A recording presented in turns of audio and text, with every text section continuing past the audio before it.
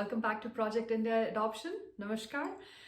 So I'm Sonia, and today we have with us four adoptive parents: Shruti, Smriti, Meera, and Purnima.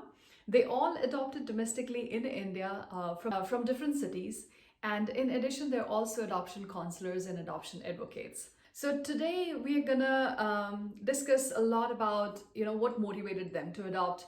How did they share this information or their decision with their parents, their society? Very important point we're also going to touch upon is when and how to tell your kids that they're adopted, and should you. Also, they will give us a lot of advice on how they managed or handled the questions or comments they received from their society, and a lot of fun. So as a prospective adopted parent, I learned a lot, so I'm hoping that you will as well. I'm really excited to share all these videos with you. So I have divided these videos into 5 parts, and the link for every part is going to be in the description. And also the contact details for all our panel members is going to be there. So if you're seeking any kind of counseling or advice, you can certainly reach out to them and get more help. So with all that, without any further ado, let's get started. Yeah, that was such an interesting discussion so far. And I think I want to know, and I guess maybe many PAPs out there, this is the most difficult uh, part of the whole process. How do you share this information with your family and friends? Because I think our society does play a very important role in our life. So I think this is very important thing. I would love to know from you guys how you did it. We can start with Shruti. So when we started the process, we didn't tell anyone. Yeah.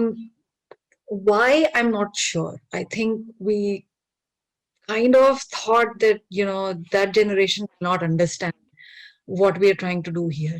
Mm. And then I remember you have to give that family photograph for the documents. And we went to the Photoshop to get it done, and they were taking a lot of time to give us that picture. And we were on our way back, and I just thought, my dad, we'll meet him on the way. Yeah. So we'll just ask him to click that picture. And he happily did. We never told him what it was for. Why? And we put it in the document. And so we didn't tell anyone in the waiting period also. I mean, of course, my best friend knew, and Mhm. I think one more family knew, but that's it. And then we were waiting, nobody knew. The day we got the call to pick her, we were on a family vacation. Hmm. And that's when we realized that the agency is saying, come like right away. So we went back to Gurgaon, deposited my older one with my parents, and that's when we told them that we'll see you in 2 days. Go. Oh, wow. Oh, God. And they were shell shocked. They really did Of not know course. what to make of it. And my dad thought it was a joke. And we said, okay, you can think what you want, but it's not a joke, it's happening. And same with my in-laws. They were like, what? When did this happen? So we were like, Right. we're just telling you Huh. that is happening. And that's it. Right. We just went and we got Huh. her. And so families did take a little time Yeah. to get used to the fact that she was an infant. Not because Hmm. she was adopted or anything, but Okay. because it had been 6 years that they had last seen an infant in Yeah. the family. Right. So it was very, Yeah. even for us, we had Yeah. totally forgotten what it was like, Yeah. uh, Sleepless cots nights and and, everything. yeah, oh, cots and diapers and clothes and sleepless night. I had forgot. I had turned 40 the day I got the call. Oh, man. So to get an infant at 40 and then have sleepless nights is a different ball game altogether. So Yeah, I understand. it Yeah. was very interesting. Wow. Wow. I mean, so you basically just told them and then you left. We left. Um, so you gave them 1 or 2 days to process this, kind of. Not even 1 or 2 days. We just sent our older one to them, and we were like, because she knew she was a part of the Uh-huh. process Yeah. throughout. Okay. And And she also kept it a secret. Wow. so I don't think she realized that it was a secret. She never spoke about it. Or Oh. perhaps she did in a way, because so how we introduced the concept to her was that families are made in a lot of different ways. Birth, marriage, adoption, these are just the ways of becoming a family. Mhm. So, and even now, she wholeheartedly believes it. The kind of relationship these two have is just like any set of siblings, Siblings, yeah. and and that is how she projects the information to her friends and classmates. It's so normalized. Thank God. I mean, we didn't have to Mm. explain anything, and I think that's the reason why she didn't even speak to anyone about it, because she thought it was expected. This is how it Okay, happens. this is how it is. So the conversation never came, Okay. and it was fine after that. Wow. Interesting. You just dropped a bomb and was like, bye. Good job. How about you, Purnima? Nay, actually, it was not tough for me Yeah. because, as I told you, my family supported me, and obviously, people knew about my pregnancy and my pregnancy loss and all that. Right, right. So it was not uh, Yeah. tough to explain things. But yes, at one point, my in-laws said, "Okay, let's do it a kind of thing that we don't need to tell at a native place that yes, you are bringing a child. We'll say that you gave birth to her Ah, because yeah. everyone knows about my pregnancy and all that. But Mm. my husband said no, we are not going to start something with lie Right. because as they Yeah. say, when child comes to know about this thing from any other person other than the family, or it will hurt her more, so we are not going to do this. And so the decision was there, and I think we are around 10 to 12 people from her family that we went to the center to bring back my daughter. It was like whole party. Yeah. My father-in-law, mother-in-law, Yeah. my elder brother-in-law, Mm. sister-in-law, younger brother-in-law, my parents, my sister, my brother. Wow. So you had full family support by then, and I mean, they kind of supported this decision. So that's amazing. And That's actually really, right. really, really And then nice. Yeah. uh, when we are back, so in Punjabis, we have this one ceremony that we just pour that sarson ka tel on the The mustard oil. So to welcome the new member of the family, it's right, it's with every ritual. Yeah, new right. member is welcomed like this. Yeah. So my elder brother-in-law, they have two sons. So elder one just poured that mustard oil, and they all welcomed her. Like kids welcomed her because Yeah. obviously elder ones are with us. Yeah. Yeah. Yeah. So it was nice. Yeah. And after that, like next day, we have puja and havan Mm-hmm. at her place. So we thought let's invite the older generation, Yeah. like my parents' side relatives, Right. Aunties and uncles, all of aunties, them. Right. and all that.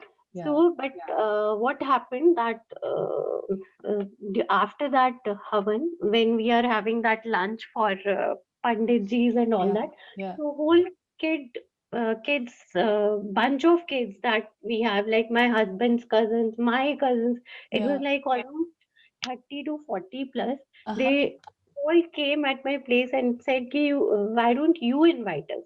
And it was like whole party going on, and whole morning 9 a.m. to 9 p.m. we were just busy attending whole lot of guests, and there was Yeah.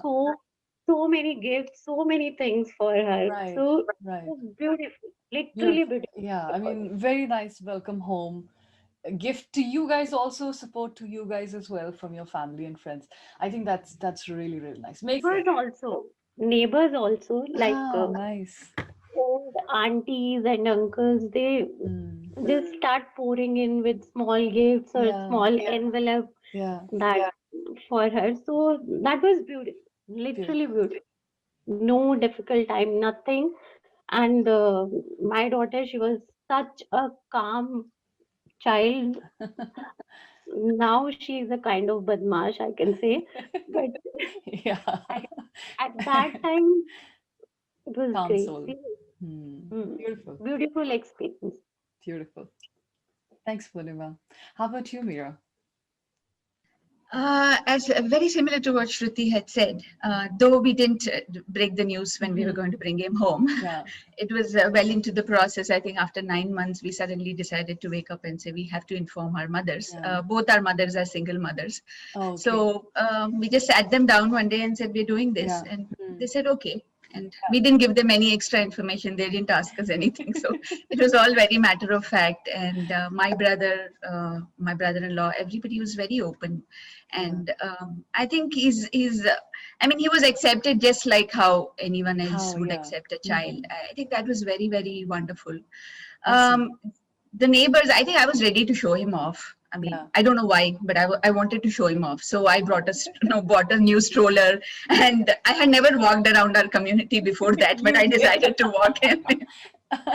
So everybody would come here and ask, oh no, did you have a baby? I said, yeah, we just got him home. And so it was a very different experience, Ariel.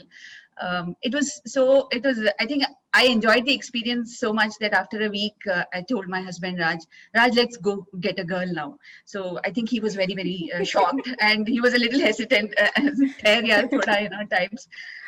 But I think I was enjoying the experience, and I think we've never felt that from anyone. Nobody's treated him differently. Everybody's wholeheartedly accepted him. I do believe, I think it's also the vibes we give out, right? I think the more hesitant parents are when they adopt. I think that's the vibe. Yeah, that's the vibe the opposite person gives. Right. And, as I said, I was ready to show him off to the world. Yeah. And Yeah. I think So nobody would have said anything to me. I think Yes. what I'm getting so far is like you guys were very confident and comfortable with your decision, and that's how the Yes. society also, I mean, kind of Looks at understood it. that and Yes. reciprocated that to you. Absolutely. So Absolutely. we have, I can really relate to this. So we have told all our family members, like, everyone, like, I'm adopting. I can't, but I've told everyone I am. When, I don't know. So, but yeah, once I think it was kind of out there, it's just like, okay, it's a matter. I still got objections. It's not like I didn't have to answer questions of why can't you have your own, and why don't you try this, and why do you have to tell everyone? Just like kind of tell them it's your baby, or Right. try surrogacy. Why don't you try that? Don't you think bloodline matters? Do you think it'll grow up to be your child? Can you love? All those typical questions. I have like a list I can go through what people asked me. But I was like, yeah, I don't care. I mean, basically, when I start saying that I don't care, we will see. Then I think questions just like, okay, they can't ask you more. So I think it's very, very important that you are very strong about this decision, and that at the end of the day, you can say, I don't care. My life. Yes. Yeah. Right? Yeah. We did get that because we already had a biological child. So you can't have another one? I said, no, maybe I can. I don't know, but, but I don't want to have another one. Someone asked Shruti, I mean, can't you have babies? And she's like, I have mine, Yes. So yeah. The first question comes is when you want to adopt, can't you have your own? That's the very first question. Yes. I think the second objection, which is very common, I've heard from other parents too, bloodline, or can you really love the child the same way? Can you really believe that the child will be yours when they grow up? All those things. And I guess it's very important to talk about it because I feel that other parents should have some kind of answers to this rather than taking it back or being like, oh shit, how do I handle this now? I think if you know how others handled it, it would help. So maybe we will do another session on that, just like main things and how did you guys tackle it? And I'll share mine as well because I'm still tackling it in a way until I adopt. Okay, Smriti, how about you? So I guess reasonably similar to everybody else's. Before adoption, I think we told my parents and my husband's parents. That's it. Yeah. And it wasn't much to do with not informing people. It's just, I think I'm one of those people who are like, I'm going to do the thing first and then tell people, right? I'm a little superstitious that way, that I'm going to do something and then inform. My husband is the other way. He informs first and then does. So somehow, I won in this one. So we only informed parents and in-laws. I think they were okay with it. There were no strong objections, maybe some comments. I think to some extent their attitude was, ye to ziddi hai. So, what's the Oh point of yeah, arguing with that's her? another one I get. Right. So, Sunegi so nahi. that's, but that helps, that helps when people think, okay, you're ziddi and you're going to do whatever you want to do. So, people don't waste your time. So that helped, I think. But overall, I think they were okay with it. It was something new for them, but again, not something they felt they had to push back on or that they could argue about. So that was okay. And then for both our daughters, when they came home, after the first daughter came home, we sent an announcement email to all the relatives and friends saying, hey, look, our kid is home, and a few lines about her. So that's how the rest of the world found out. Okay. And then once the adoption was formalized, as Purnima said, we did a puja, we invited all our relatives. So it was that way. And then second adoption, same thing, only told our parents, both sets of parents, me and my husband's. And after the child came home, again, mass email to everybody, our kid is home, Facebook post, right? Did all of that. And then another puja after her court order came. Yeah. So, so that's how it was. So pre-adoption, it was mostly just parents. Yeah. But